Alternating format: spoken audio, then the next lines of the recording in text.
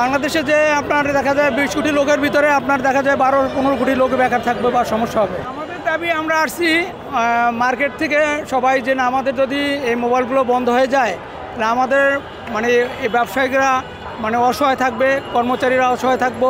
এই জন্য এরা যে অন্য কোনো মানে কর্ম পাবে কি না কী করবো, এটা হাজার হাজার লক্ষ লক্ষ লোক বেকার সমস্যা ভুগবো এবং যারা আপনার শিক্ষা অর্জন করছে তারাই মানে বেকার আছে। আমাদের এই সমস্যা যদি বন্ধ হয়ে যায় আমরা অসহায় হিসেবে থাকবো। এটা সরকার একটা মানে পদক্ষেপ নিলে আমাদের জন্য ভালো হয়, এটা যেন সবসময় চালু থাকে।